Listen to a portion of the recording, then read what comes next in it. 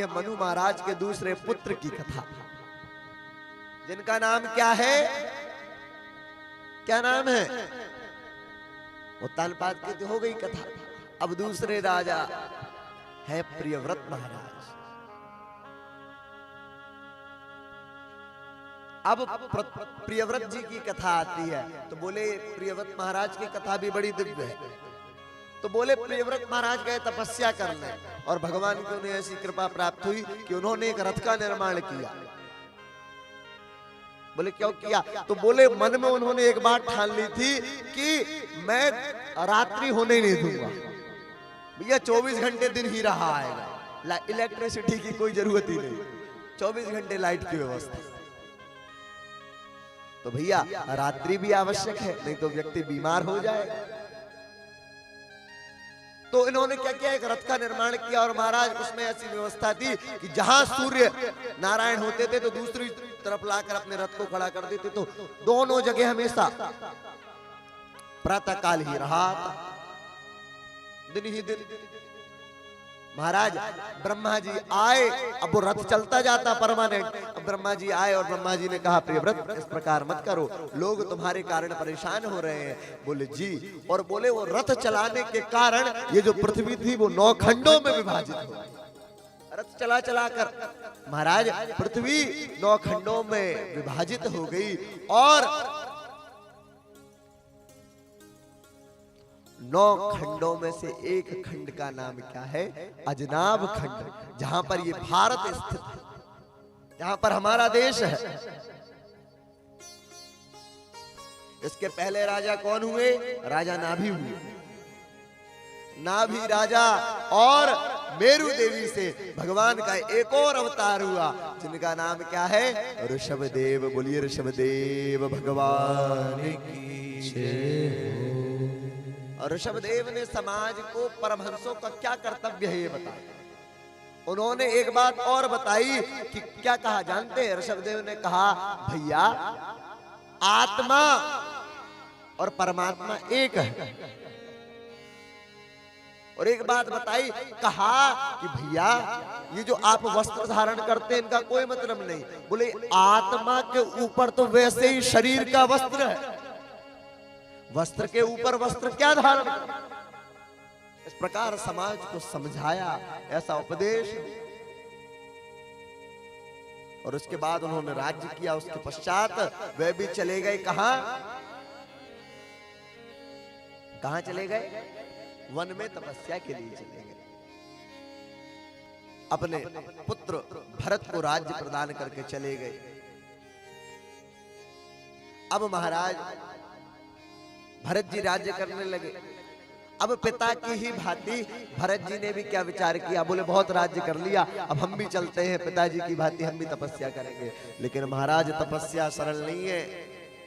अब कथा श्रवण कीजिए कि भैया घर छोड़ने के बाद भी माया लग जाती है।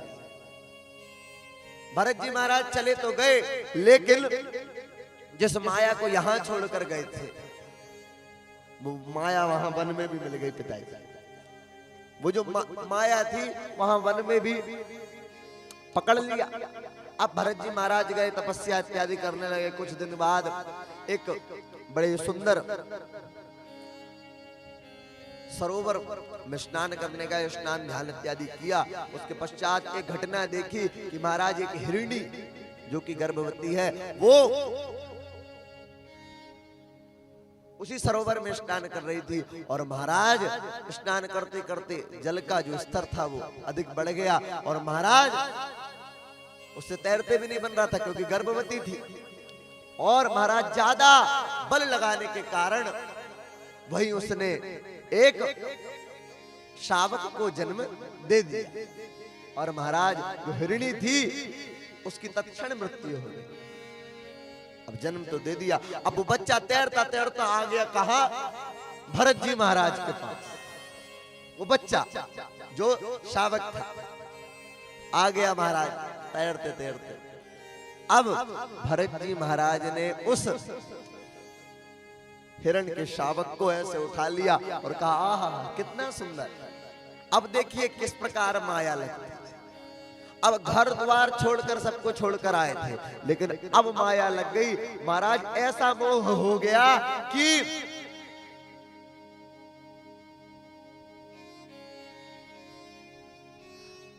उस हिरण का जो शावक था उसे इतना प्रेम करने लगे कि भैया भरत जी महाराज अपनी माला नित्य माला करते थे, तो माला करते करते करते वो पीछे से वो हिरण का जो शावक था वो आता और महाराज भरत जी महाराज को कहीं चाटने लगता। अब जानवरों की हरकतें तो रहती हैं। अब वो आके और महाराज उसी के साथ क्रीड़ा करने लगते, उसे खिलाने में लग जाते, इस प्रकार करने लगता। और भरत जी महाराज अपनी माला को वहीं नीचे रख और उस हिरण के कार्य में लग जाते। अब आप देखिए, घर में सब कुछ छोड़कर आए यहाँ, और आज के समय में मैं बता रहा हूं, आप यदि घर छोड़कर वन की ओर जा रहे हैं तो भैया घर में चाहे कुछ भी हो रहा हो सब कुछ छोड़कर जाओ। फिर यदि जा रहे हो तो फिर जैसे ध्रुव ने तपस्या की वैसी तपस्या होनी चाहिए, और नहीं तो भैया घर छोड़ के वन में वास कियो, मन वासना त्याग कियो ही नहीं। पंचकेश बढ़ायक धूनि तपे सतनाम हरि को लियो ही नहीं। दास सतार कह समझ रे मना, तूने प्रेम पियालो पियो ही नहीं। घर छोड़कर तो गए, लेकिन माया लग गई। एक बड़ा सुंदर दृष्टांत श्रवण कीजिए। एक महात्मा जंगल में गया और महाराज जाकर वन में तपस्या करता। अब सब लोग सोचने लगे महात्मा जी हैं, भैया उनकी व्यवस्था बढ़िया की जाए।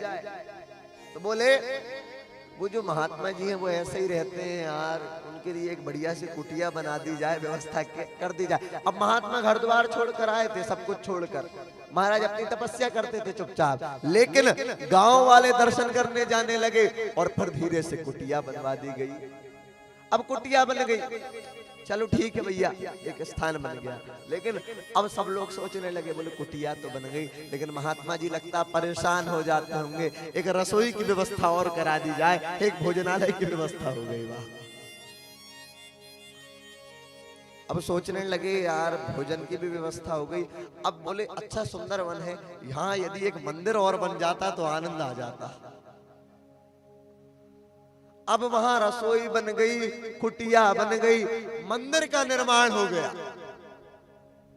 अब बोले मंदिर भी बन गया है सुंदर, दूर दूर से लोग वहां आने लगे हैं। तो बोले मंदिर में थोड़ी व्यवस्था और चाहिए। तो बोले आजू बाजू की जितनी जमीन है सब कुछ खरीद ली जाए ट्रस्ट के नाम पे, और यहां पर खेती किसानी चालू कर दी जाए। और महाराज इसी प्रकार वो क्रम चलने लगा और खेती किसानी चालू हुई। तो बोले ट्रैक्टर की जरूरत है, अब ट्रैक्टर भी लाना पड़ेगा। अब महात्मा जी को सारी चिंता होने लगी, भजन माला तो गई, माला एक तरफ रखा गई।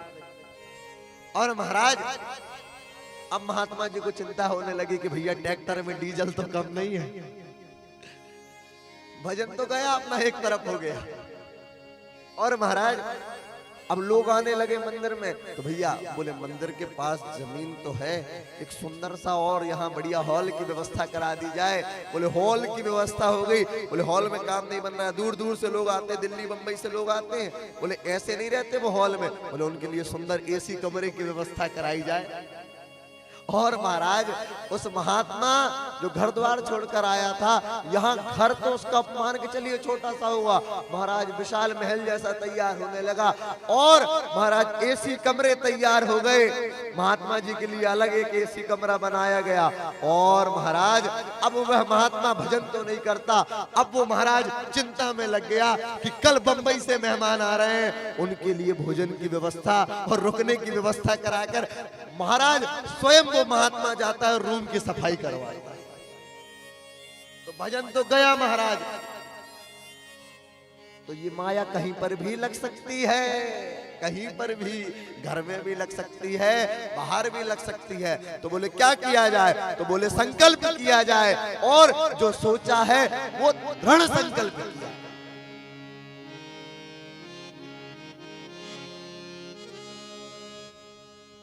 महाराज इस प्रकार महात्मा माया में लग गया।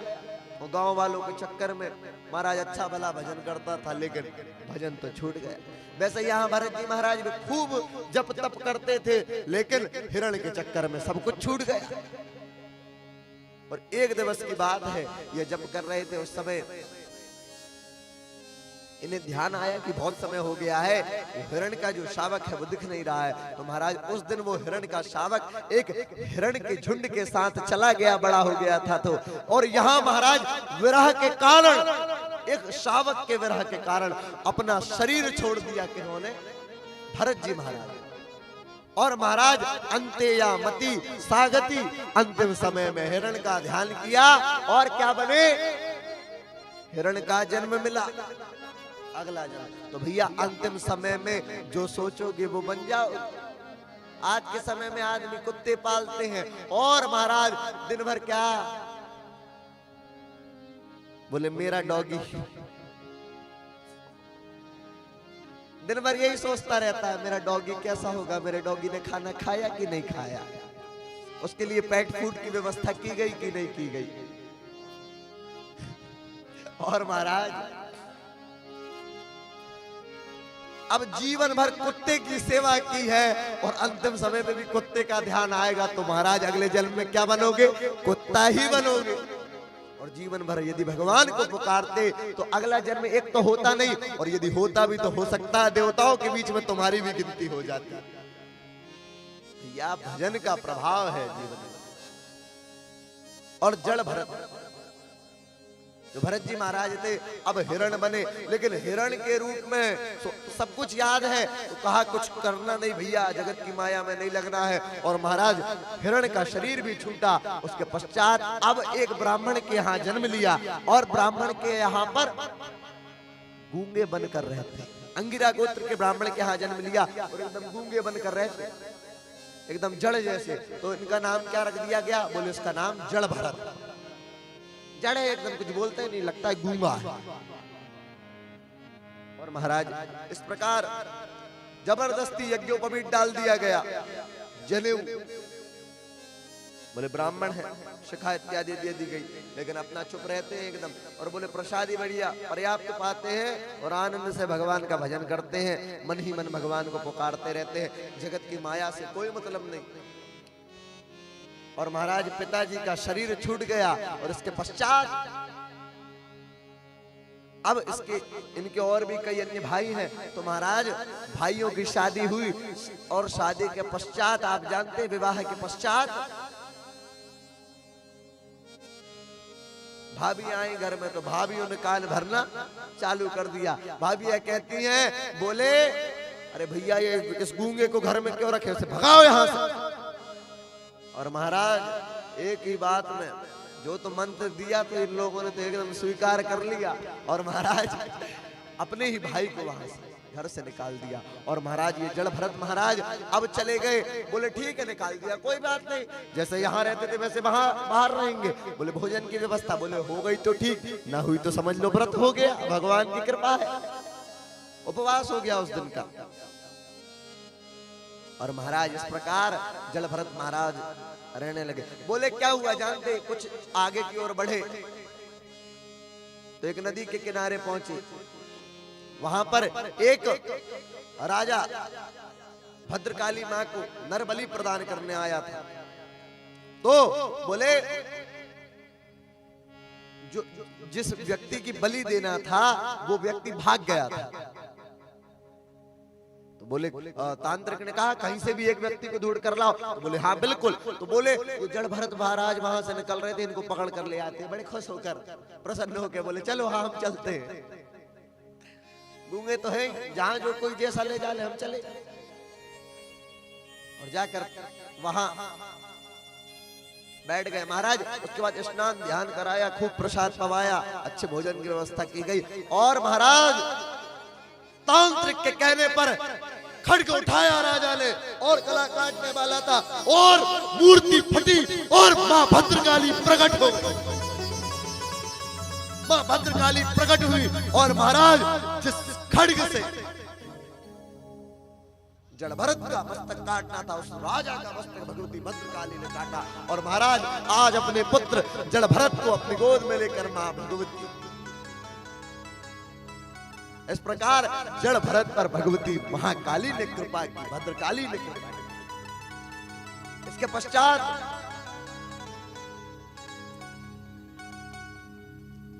आगे की ओर गए, कुछ और आगे बढ़े तो महाराज सिंदूर सौवीरपुर का राजा, जिसका नाम क्या है, रहुगण, वो क्या करता है, खूब सत्संग श्रवण करने जाता है। तो महाराज कपिल महाराज के आश्रम जा रहा था, तो पालकी में कहार लगे हुए थे। तो बोले 4 कहार थे, उनमें से एक का स्वास्थ्य खराब हो गया। तो बोले कहार नहीं मिल रहा था कोई, तो क्या किया जाए। तो जड़ भरत महाराज सामने से निकल रहे थे, इनको पकड़ के लगाया पालकी। बोले पालकी पकड़ के लग गए। बोले हमको तो जो काम मिल जाए, अपन तो ऑलराउंडर है, जो काम जो कार्य दे दिया जाए सब चलेगा। और महाराज पालकी में लग गए। अब तो आप जानते हैं पालकी तो उठा ली, अब महाराज नीचे देखते हैं तो नीचे कहीं एक चींटी आ जाती है, कोई कीड़ा आ जाता है, तो पालकी को इसी प्रकार लेकर और महाराज छलांग मारते हैं। और जैसे ही छलांग लगाते तो रहुगढ़ की खोपड़ी में वो पालकी पड़ी। और महाराज रहुगढ़ क्रोधित हो गया और पालकी से उतरा। और महाराज कहता है कैसा मूर्ख व्यक्ति है तू, तुझे समझ में नहीं आती, ये 3 कहार भी तो पालकी में लगे हुए हैं, क्यों जबरदस्ती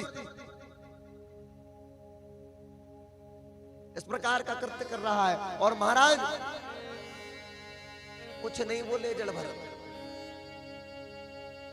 कुछ नहीं। और बोले कि क्या तू गूंगा है क्या। तो बोले नहीं महाराज। एक कहार कहता है, बोले ये गूंगा नहीं है, जानबूझकर नहीं बोल रहा है। और महाराज ना जाने वो रहुगण राजा क्या क्या कहने लगा जड़ भरत जी महाराज। लेकिन जड़ भरत जी ने एक बात ना कही। और इसके पश्चात कहने लगे, वो जो राजा था वो कहने लगा कि भैया अगर गूंगा है तो बता दे। तो इस प्रकार भी कर रहे हैं, नहीं ऐसा इशारा भी कर रहे हैं। तब रहुगण ने बहुत कोशिश की, लेकिन महाराज और क्या करने लगा रहुगण ने जड़ भरत जी महाराज जो है उनको मारने की कोशिश की। तो जड़ भरत महाराज को जैसे ही मारने को किया, तो जड़ भरत जी महाराज किसी भी प्रकार की ना अपने स्थान से हिले, ना हाथ को पकड़ा। बोले मार रहे तो मार ले, तो हम तो जड़ भरत है, हमें कोई फर्क नहीं पड़ता, कोई किसी प्रकार का। और महाराज इस प्रकार बहुत कोशिश की, लेकिन नहीं बोले जड़ भरत महाराज। तो अब जड़ भरत महाराज से रहुगण कहता है कि भैया कम से कम अपना नाम तो बता दे। तो महाराज जो आज तक नहीं बोले थे वो आज इसलिए बोले कि भैया ये जो रहुगण है ये अभी मेरे कंधे पर बैठा हुआ था। और बोले यदि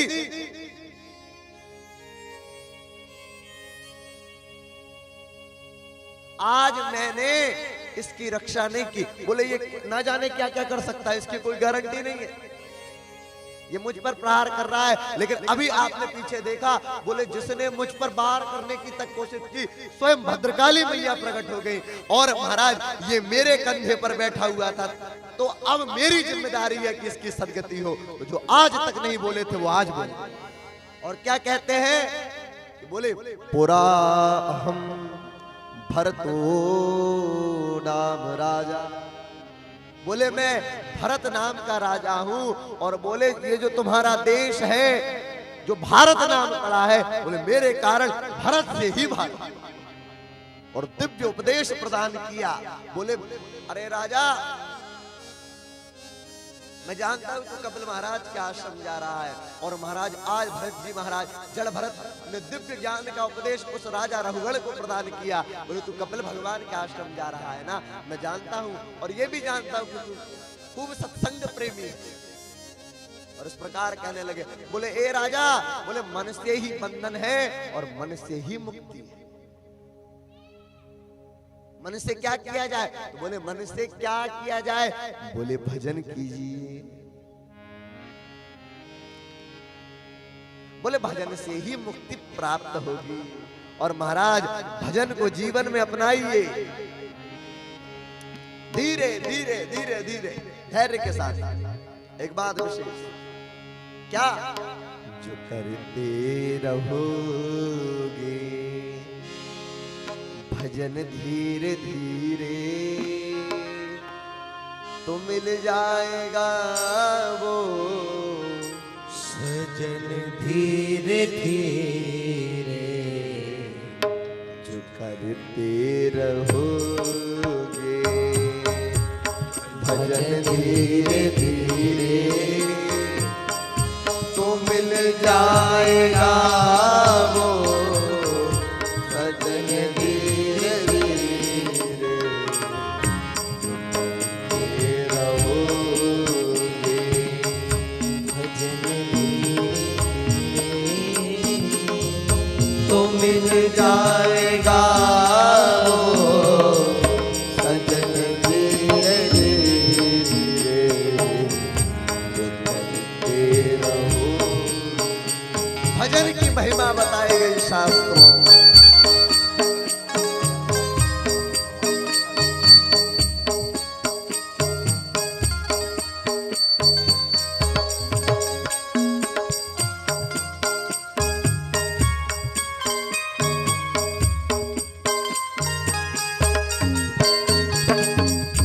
अगर उनसे मिले दिल में तमन्ना, अगर प्रभु से मिले की दिल में तमन्ना, अगर हरि से मिलने दिल में तमन्ना, अगर हरि से मिलने की दिल में तमन्ना, दिल में तमन्ना। अगर प्रभु से मिलने दिल में तमन्ना, क्या करो शुद्ध अंतर, करो शुद्ध करण धीरे धीरे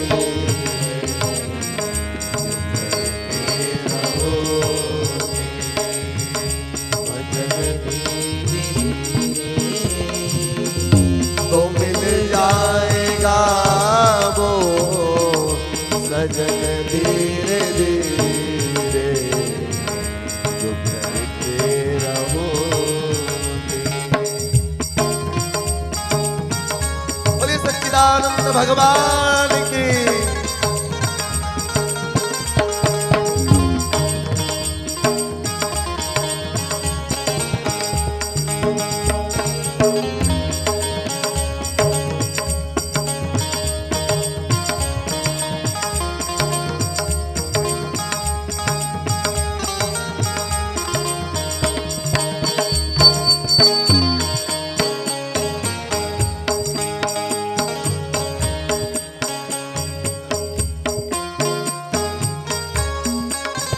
कोई भी काम, कोई काम दुनिया में मुश्किल नहीं है।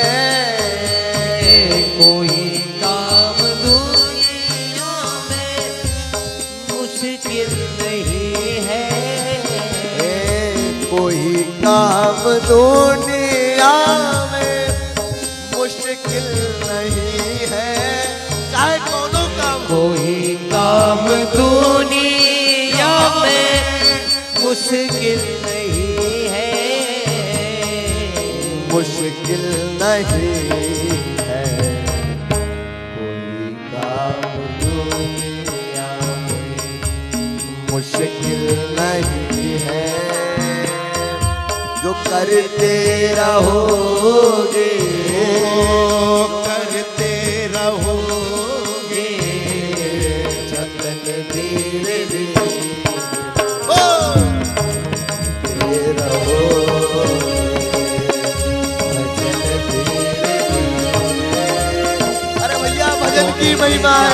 सभी लोग ताली सेवा देते हुए सजन धीरे धीरे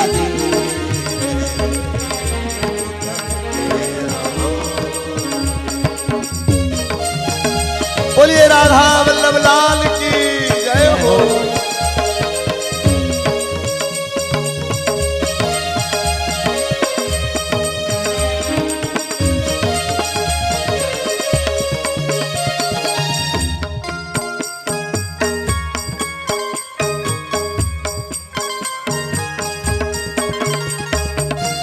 करो प्रेम से भक्ति सेवा हरि की, करो प्रेम से भक्ति सेवा हरि की, करो प्रेम से भक्ति सेवा हरि की, करो प्रेम भक्ति से क्या बात सेवा हरि की, तो मिल जाएगा वो, तो मिल जाएगा वो, तो मिल जाएगा ये, तो मिल जाएगा ये रतन धीरे धीरे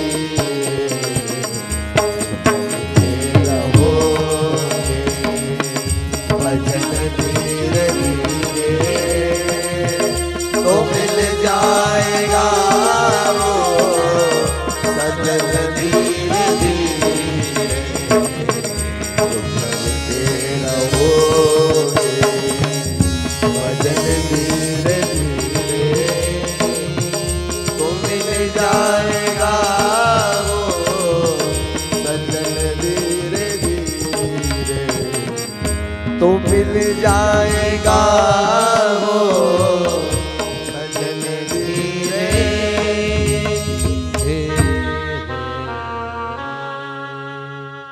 बोलिए भक्तवत्सल भगवान की जय हो। तो भैया तो मिल जाएगा ये सजन धीरे धीरे, लेकिन भजन का मार्ग अपनाना होगा बंधुओं। श्रोताओं, जीवन में भजन जितना हो सके अधिक से अधिक इस मार्ग को अपना लिया। और महाराज इस प्रकार ये दिव्य जड़ भरत महाराज की